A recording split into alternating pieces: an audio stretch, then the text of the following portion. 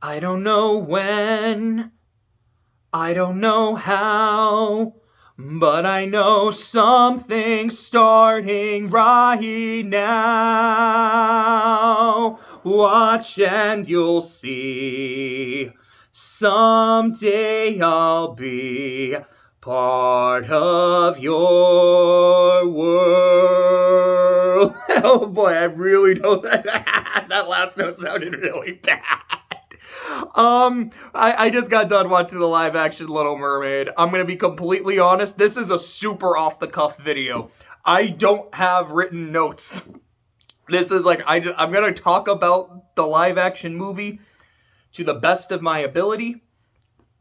But before I do, it is important for me to talk about the animated movie because this is a remake. Feel like I should talk about the original. As I said in the tier list video I did with Clay over all the Disney animated canon, The Little Mermaid is one of my favorites. It is not one of my top 10 favorites. I would say it's for sure in my top 20. It's probably in my top 15. It would be maybe technically a little higher. I can maybe be convinced to throw it in the top 10, and even then I'm like, well, who the fuck would I cut? I don't know. But it's one of those movies that like actually has an argument to be that high. I have no issues with it. I mean, there's like minor things, like when Flounder's like, hey, Ariel, look, I you know that statue of Prince Eric? I managed to get it in the grotto. Like, okay. How the fuck did he pull that off? Like, I don't buy that for a second. Is that a problem? Technically, but I love the main character. I love the antagonist. I really like the side characters. I think the songs are phenomenal. I think the animation is phenomenal. Just like a lot of the... It's weird to say the cinematography when it's animated or the choreography again when it's animated. But like all the staging and shit looks so good. It's a movie that just works for me on so many levels. I've seen it so many times. So many of these scenes, I'm like, I know how this part is supposed to look. I know how this song is supposed to sound, like how that note is supposed to go, how the pacing of the conversation and the line delivery right here is supposed to go. I love this movie. So with that being said, I wasn't looking forward to this. I was very much going into it going, well, hopefully it won't be worse than Beauty and the Beast. Because I loathe the live action Beauty and the Beast. To be honest, I haven't seen most of the live action remakes.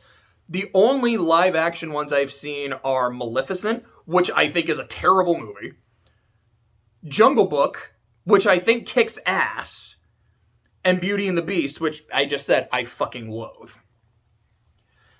And looking at the posters, like, of how Sebastian looks, he's just a fucking crab. I'm like, why does he look super realistic? And Flounder, I'm like, do I want to watch this? No. But I want to talk about it.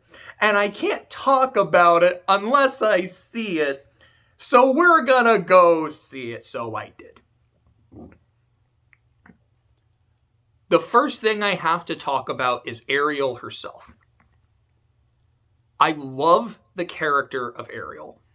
I know there are a lot of people who don't, and I get the arguments against her. But to me, Ariel's core being is someone who is very curious, someone who is very inquisitive, who just wants to learn things, who wants to collect shit, and I get that.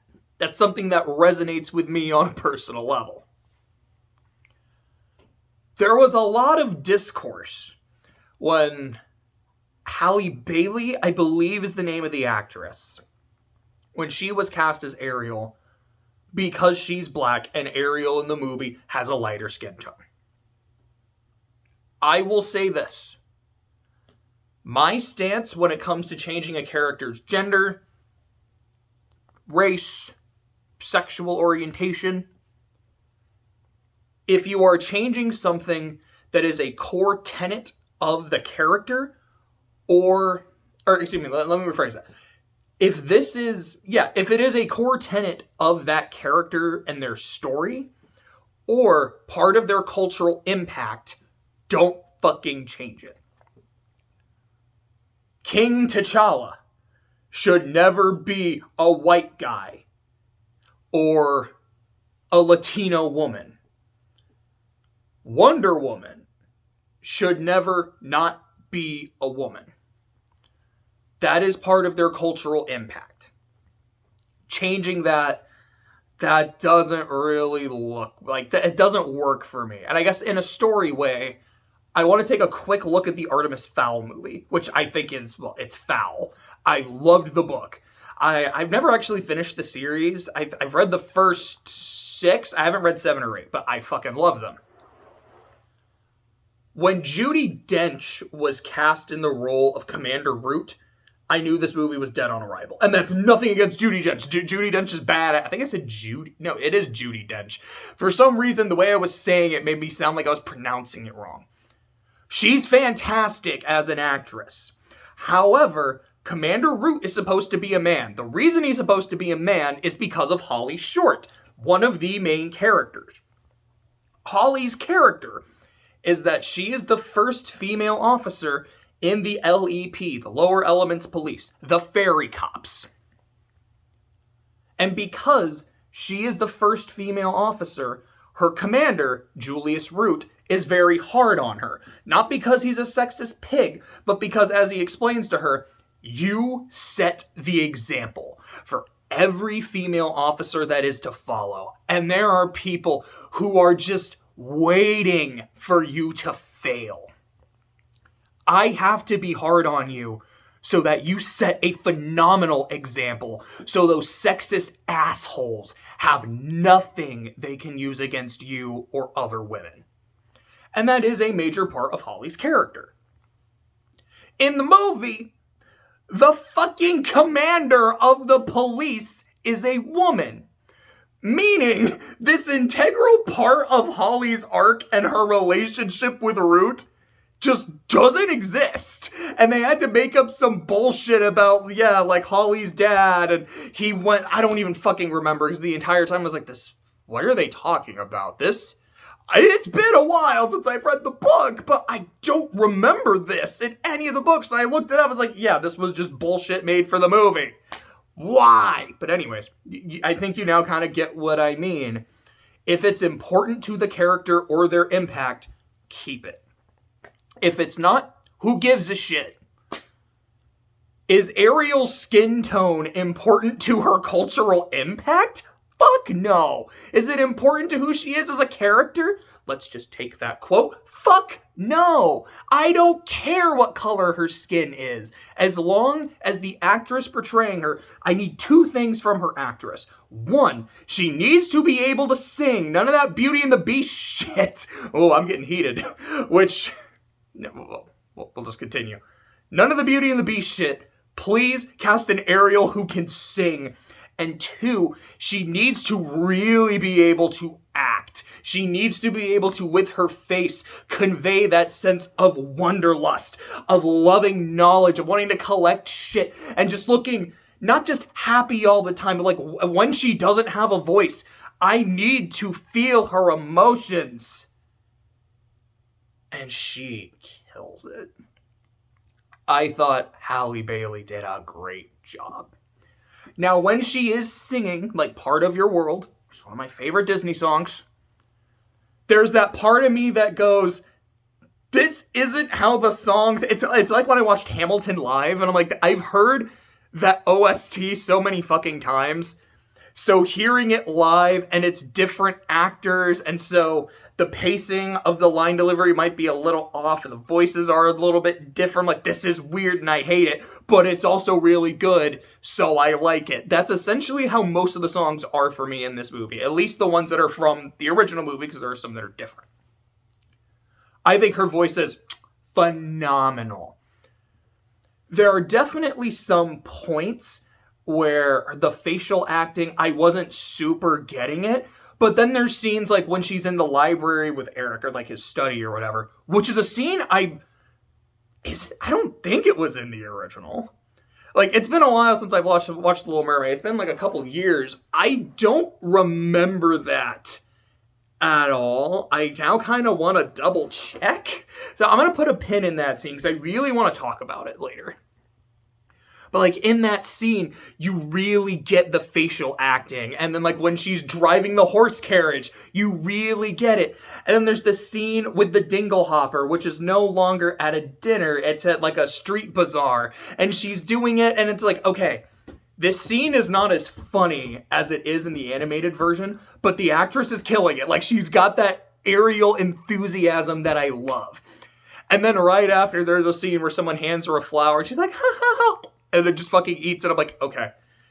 The dingle hopper scene was not nearly as funny, but almost immediately after you saved it with this funny shit. Okay.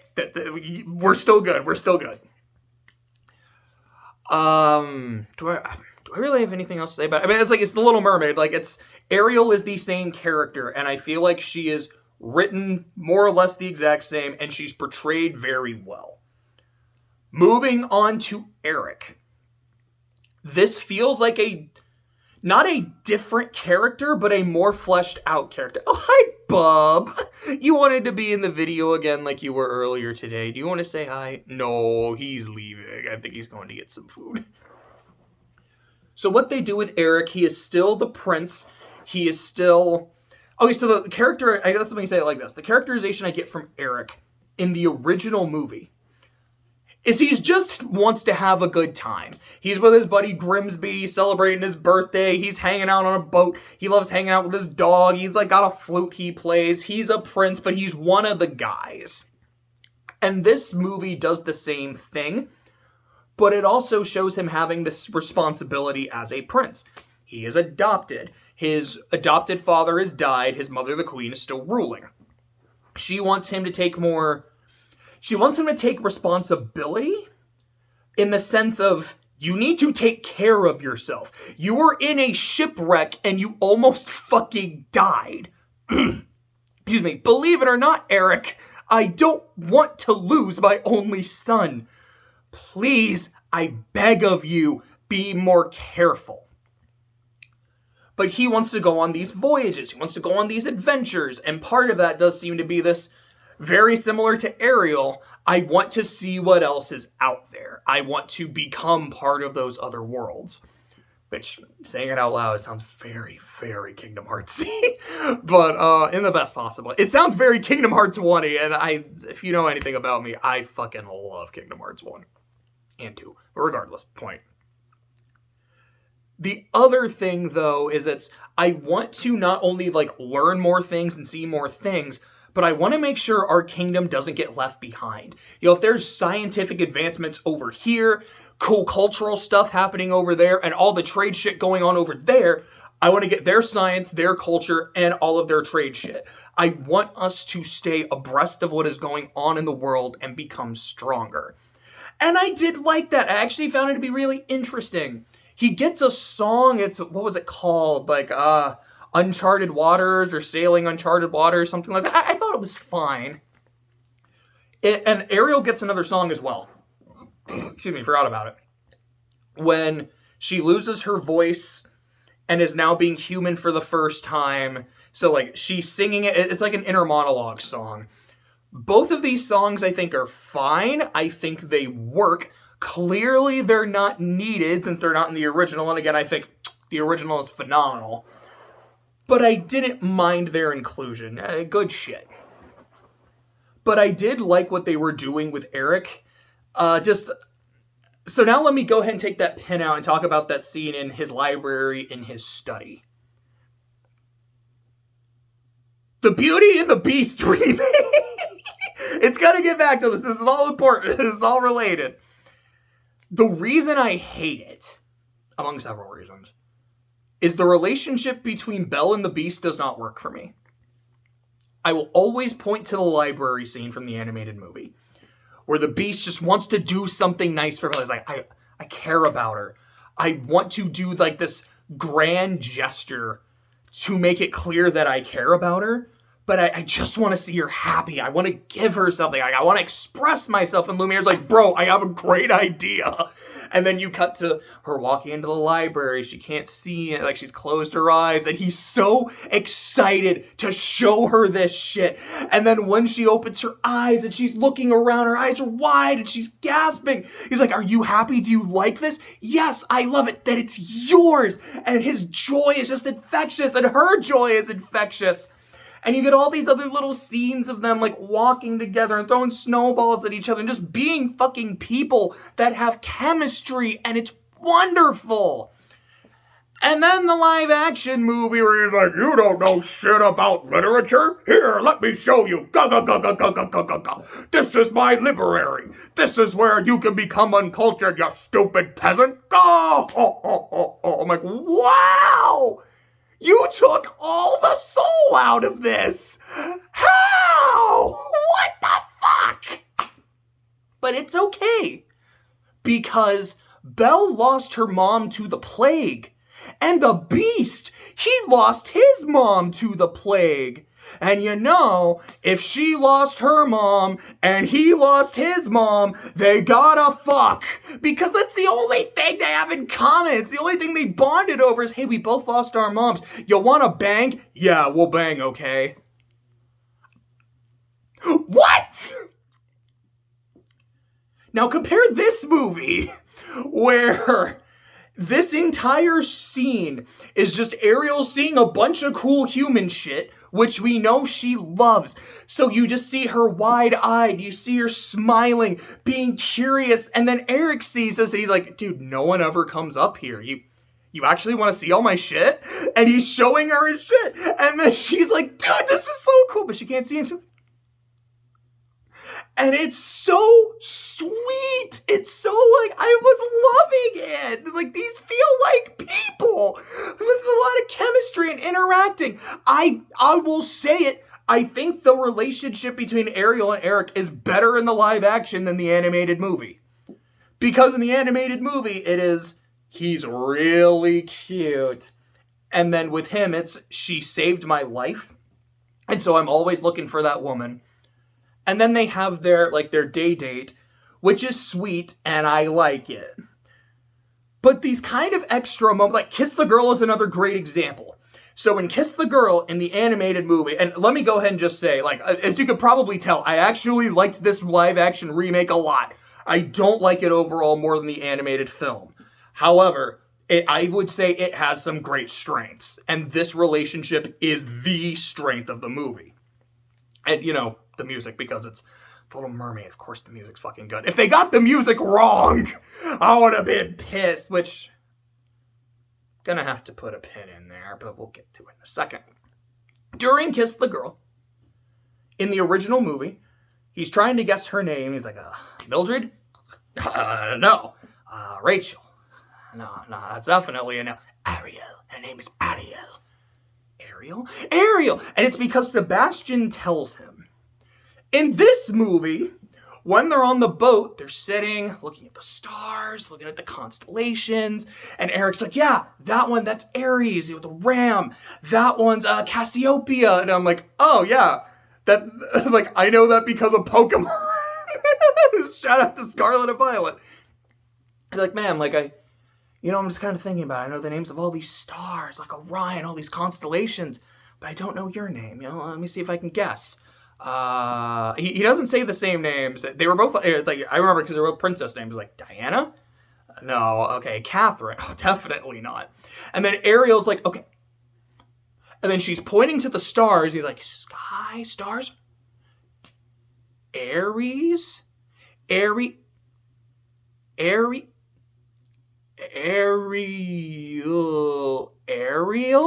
And I'm like, this is the cutest thing I've ever seen. I love this. I love that's not just Sebastian saying, this is her name, dingus. It is, she is finding a genuine way to communicate with him. Him understanding her over something they both like, which is just learning shit and getting information. Like, oh my goodness, this is wonderful. This is unironically wonderful. And then, like, the actual performance of Kiss the Girl, it's different. but I liked it. Under the Sea, it was different, but I liked it. A lot of the Under the Sea sequence, because in the animated movie, it is the big showstopper. Wherein, like, every time Sebastian's naming a different, undersea creature, you see it dancing, you see it playing with something. I'm like, oh, this scene is so good. In this movie, for most of it, because for most of it, it's like, oh, here's just some, like, dancing sea turtles while he's naming a bunch of animals. Okay. You really can't do as much without, like, 2D animation, huh? As where, like, a bunch of dolphins are dancing, I'm like, okay, like, it's like, you're trying, this isn't the big showstopper, but it's fine. And then there's just this long instrumental sequence that is not in the original song. And that's when it gets cool. Where you've got, like, all these, like, luminescent jellyfish doing shit. You've got these, like, rows upon rows of starfish dancing with other creatures. And I was kind of thinking to myself, like, man, this Under the Sea sequence just doesn't work. But it got there by the end.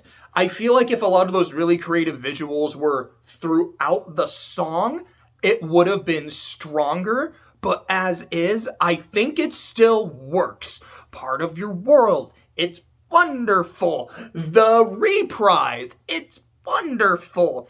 Mysterious Fathoms Below actually gets moved. It's not at the very first scene in the movie, but at Eric's birthday, they're like saying it as a sea shanty. I'm like, oh, this is kind of cool. I do like this. There's I said there were a few new songs. I talked about Eric's, talked about Ariel's. There's one called Scuttlebutt, which is a rap song with Scuttle, voiced by Aquafina, and then Sebastian, voiced by Daveed Diggs, gets a few lines in too. So let me just talk about these two really quick before I get to that pin. I really, like, seeing the posters, thought Sebastian looked fucking ugly. Seeing him in motion, he kind of grew on me. Now, he's not Sebastian.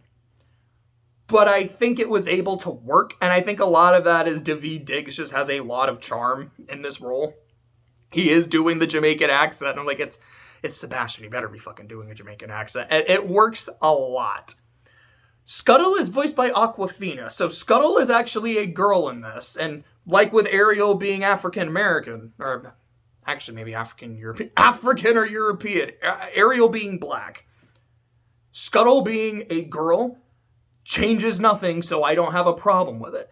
This is the core tenet of Scuttle's character. Scuttle is fucking stupid, but is a genuinely nice person, and they nail that. Now, Aquafina also played Shisu? Again, I never super remember how to pronounce it, but the dragon from Raya. And she just didn't do it for me. I don't know if it was the performance. I don't know if it was the writing. I think it was more the writing than the performance. Because here, when she just gets to be Scuttle, it worked. I was enjoying it. I was like, yeah, this is right. This is either shit that Scuttle did say, and I really like her performance with it, or this is new dialogue, but it's something that Scuttle would say. I have no problem with this. I like it. And then when she just starts rapping and Sebastian starts rapping, I'm like, do I love this or hate this? The part of me that says the original movie is fucking perfect, why would you change anything, is like, what the fuck is this? The part of me that loves Hamilton is like, oh, this is doing it for me. Is the song, so I would say, is the song necessary? No, but I enjoyed it. I had some fun with it. I'm not gonna talk shit on it. Let's take this pin out. It's a two-sided pin. The first side of the pin is there is a cut song. Le poisson, le poisson, which makes me fucking howl at the moon with laughter every time I hear it. It cracks me right the fuck up. And it's just not in the movie. That's disappointing. Now, granted, is it relevant to the plot or the characters? No. If there's anything to cut, or I guess if there's anything that's cuttable, it would be that, but I mean, if I have to choose between Scuttlebutt, which I did like, or hee hee hee ho ho ho, I'm picking that 10 times out of 10. No offense, new song, but I mean, this is perfect. The other side of the pin is Poor Unfortunate Souls. It is in the movie. Melissa McCarthy, I really enjoyed her take on Ursula. I love the way she sounds. I love the way she looks. I love the luminescence on her tentacles, how they almost kind of have a mind of their own. Flotsam and Jetsam never talk in this movie, but they're just these barracudas with these glowing eyes, which makes them creepy as fuck. I'm like, oh, this is just really cool. She's actually Triton's sister in this movie, which I believe is something that's also in the Broadway version. And I've said this. I don't know if I've ever said it on record, but something I have said before. It was after I saw Maleficent and thought this movie is terrible. If you were to take a Disney villain and say, let's give them a more, like, a sad backstory and be like, they're not really a villain, Ursula would work. The reason Ursula would... Now, I want Ursula to stay a villain because she's perfect at it. But what makes Ursula work in that regard is there's some kind of history with Triton. And Triton is someone who can be very prone to emotional decisions. See the entire fucking movie. If you were to tell me that they were close, whether they were dating, whether they were family, or whether they were, like, companions, and he betrayed her, and now she's like, I need revenge on him for what he did to me, and so I'll take his daughter, I'll take whatever it gets. I could buy that. I could see a sympathetic story for Ursula. Now, do I want it? No, I love her as she is. But if you were to do it with anyone, I would say... Just realized how I was saying. If you're going to do it with anyone, you might as well do it with Ursula. I mean, body language! Ha! She also does the fucking shimmy during the song. I was like, they got that right. But there is a chunk of Poor Unfortunate Souls that is cut. And it is specifically you have your looks, your pretty face, and don't underestimate the importance of body language. Ha! The men out there don't like a lot of blabber. They think a girl who gossips is a bore. Yes, on land it's much preferred for naughty ladies not to say a word, and after all do what is idle prattle for. They're not all that impressed with conversation. True gentlemen avoid it when they can, but they dote and swoon and fawn on a lady who's withdrawn. It's she who holds her tongue that gets her man. And then the rest of the song plays. And that's weird to me. A, you cut out an entire verse. That's an interesting choice. 2, because to me that line is really important. To me, it's the moment where she is really selling Ariel, because Ariel's like, wait a second. How is this actually supposed to work? Like, if I don't have my voice, I can't communicate. Like, I can't sing. That's like the only thing he has to identify me. Like, what the fuck am I supposed to do? And then Ursula going like, hey, you don't need it. I mean, let's be honest, man, am I right? And it's like, I think it's very funny. Like, the way it's kind of sung and performed, it's like Hades. Like, this is when she's really kind of doing the fast talking, wheeling and dealing to just keep Ariel under her grip.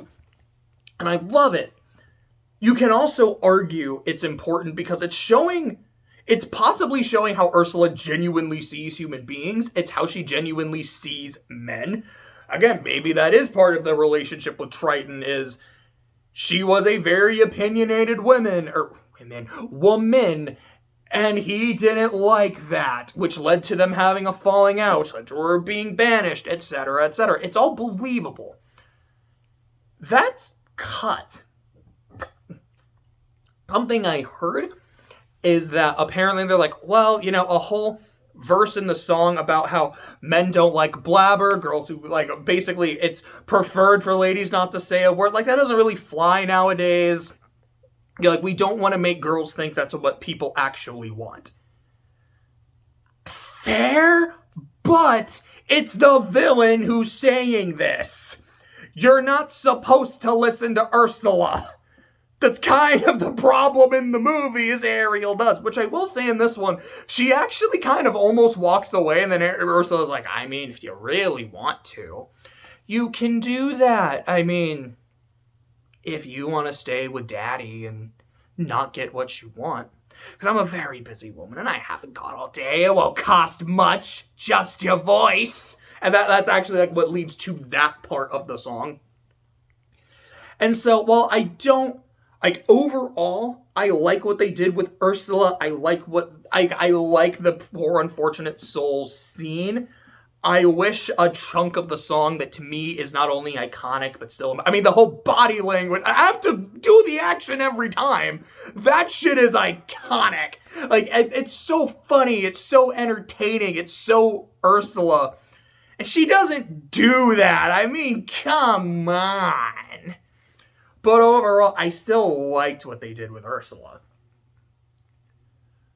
Triton didn't really do much for me in this movie.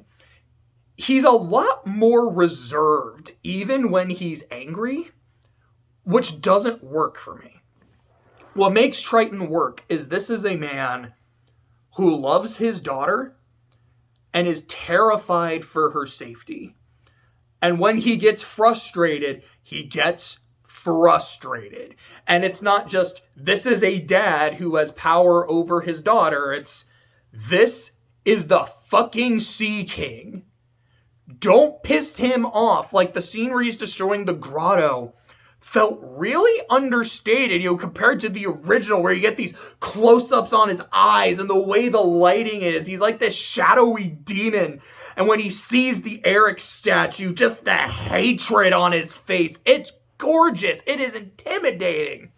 Here it's, I'm gonna destroy yours. I don't even remember what the context was. I mean, I know what the context is. Fucking Little Mermaid. I don't remember the exact lines, but it was basically like, Ariel, if you're not gonna listen to me, I'm gonna blow up your shit. Bang. Bang. Bang. So anyways, I just started blasting. In the original, after he does all that, you get that moment where there's the rage on his face and it softens. And you see a pained father of, my daughter's gonna be really fucking pissed at me for this. I did what I feel like I have to, or I had to, but I don't like that I had to do it. Okay. And then he goes. In this, he just kind of goes. I don't remember what he said. Like, he said something, which in the other one, Triton was quiet, I believe. I'm like 99% sure about that. Here, he says something and then leaves. I'm like, this does not, it's not nearly as impactful. And it's not to say that, like, he's terrible in the movie, because, like, the scene where he's fucking with Sebastian, like, is my Ariel in love, is still entertaining. It's still funny. I think it's better in the animated, but still fine here. Gotta give a quick shout out to the actress playing Vanessa. I don't know what her name is. I'll probably check later, but she was cute as fuck. Like, I gotta say that. Shout out to Grimsby for just being a super homie. I really liked that. I will say, while Sebastian's design grew on me, still nowhere near as preferred, but I thought it worked eventually. Hey, Bubba. Sorry, just looking at my cat. He's getting tired.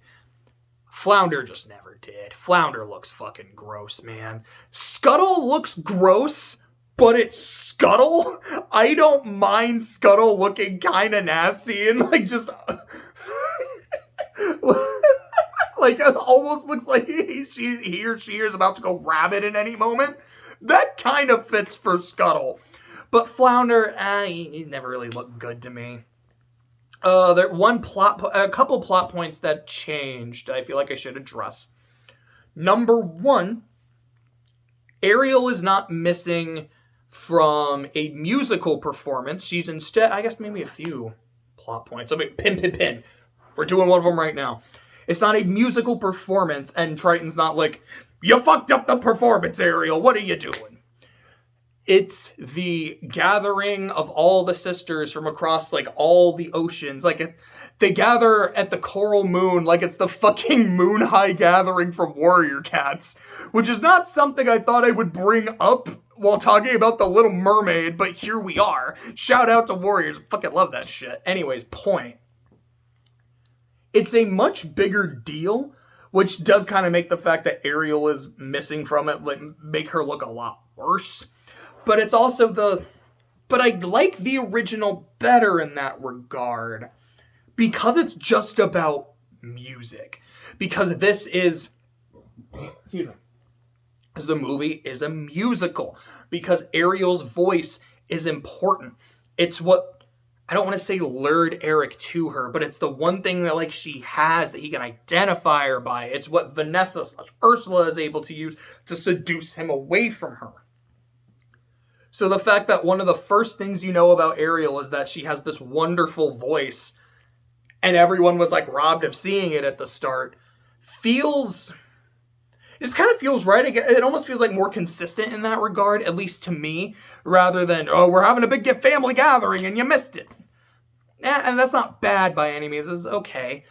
Triton specifically mentions that her mother was killed by humans. That's why he distrusts humans. That makes sense. It's fair. There was a couple other things. One of them is the climate. Oh, I remember now. They don't actually sign a contract anymore, which is not a huge deal. But they talk about how, like, you're gonna lose your mermaid powers. Like, your tail, okay? Your ability to breathe underwater, okay? Your siren song. I don't like that, because the way it sounds is less that your voice is just gorgeous, Ariel, and more like you're actually hypnotizing him because you've got like this special song power. Like, I don't know. This is a change that isn't super working for me. Also, as part of the contract, I almost said Medusa. I don't know fucking why. Ursula is talking to her droogs and she's like, oh, poopsies. I added a little thing into the contract that she wouldn't notice, even though there's not a literal contract. She's like, I added something into the spell. She can't remember it. She doesn't remember that she needs a kiss. It'll make it way easier for her to forget we're gonna win. Like, why? Okay, let me rephrase that. I get why Ursula would do that. It's a little more manipulative. She's a super manipulative character. Anything she can do to rig and stack the deck in her favor. Oh, sorry, I just got a text from Clay. It's specifically about the movie. I'll answer him in a bit. Sorry, brain was talking. Brain was stopping, not stalking. Ursula would rig and stack the deck in her favor in every possible way. I get what she would do that. I don't get why the writers decided to add that. Because to me, this doesn't add anything. Really, it's just, oh, Ariel doesn't remember that she needs the kiss, so it's up to the prince to have to kiss her. Yeah, that's kind of what the point is. I know I've heard that as a kind of a plot hole of the movie, is that why doesn't Ariel just kiss him? Because that's not what the spell is. I have always understood it as you need him to kiss you. Because you are trying to get the kiss of true love, right? Because you already like him. You kissing him means nothing. You need him to fall for you. And the symbol of that, because it's a fairy tale, true love's kiss. If he kisses you, takes that initiative, it shows that he wants you, it shows that he likes you. He has to make that step. He has to make that commitment. This is the symbol of it. So her being like, oh, no, I don't know about that. But I do like him, want to spend time. I'm like, okay, it's... Okay, it doesn't really change anything. I don't know why it's here. It's not a bad change. And it's not like the shit with Eric where I'm like, wow, you actually made me like his character a lot more. And I'm really buying the relationship with Eric. Like, this is a good change. It's just a change. But here is what I would consider to be a bad change. The climax of the movie. It's the same climax. Ursula gets really big, the giant sunken ship, she gets rammed with the ship and she dies. But it's not Eric saving Ariel from Ursula, it's Ariel saving Eric from Ursula. It is a role reversal, and I don't like it. Here's why. 2 reasons. 1, Ariel has already saved Eric. She saved him from the shipwreck. She saved him from marrying Ursula, which is kind of also her helping herself, that's fair. But she saved his life once already. The climax is Eric returning the favor. And I do like that. I like how there's balance there, how they're even. And here it's, no, it is just her saving him without the balance. The other thing, which to me is actually like, because that's like I like the idea that they each save each other, but it's not a deal breaker. The problem is Triton is talking to Ariel about how, like, human nature is bad. I still think they're kind of awful. You don't really belong there. And Ariel's like, no, but Daddy, we beat her together. Now, there's still the scene when, Ursula's got the trident by Ariel, and then Eric fucking, like, throws a spear at her or whatever the fuck, and then she gets mad. So, yes, I mean, he does still help, and then, Ariel saves him right after by wresting the trident away enough that Flotsam and Jetsam explode. But here's the thing. It feels a little weak when Ariel is saying, I didn't do it by myself, Daddy. Eric helped me too. When in the original, he dead-ass did. So if Triton going like, well, I mean, humans, am I right? Ariel can go, no, you're wrong. In this one, though, it's like, no, she's kind of keeps saving his ass. Which makes it less of a cooperation and more of a, man, someone's got to nail this dude to the... Sebastian said, somebody got to nail the fence to the floor. You kind of got to do that with Eric, too. Is it this ruins the movie, I hate it change? No, not by any means. But I don't like it.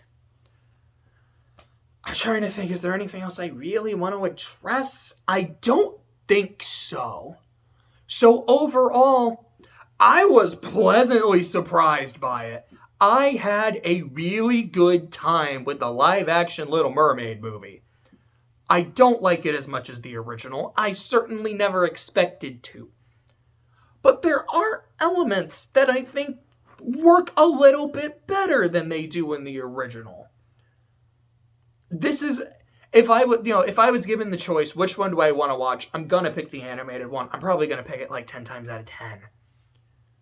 But if the original is not available, I wouldn't mind watching this. If I was with someone who hadn't seen it yet, I would recommend it. Like, yeah, let's give it a shot. And maybe they wouldn't like it. Maybe you've seen it and it just didn't work for you. Maybe those changes were enough that they didn't work. Maybe that chunk of poor unfortunate souls, like, really, it being gone really bothers you. And I'd be lying if I said I didn't get it. But I had a really good time. If you have seen it, I hope you had a good time too. If you're going to see it, I hope you have a good time when you do. And if you're like, nope, not gonna watch it, don't care, you have not changed my opinion, there's always the original, and I hope you love that movie.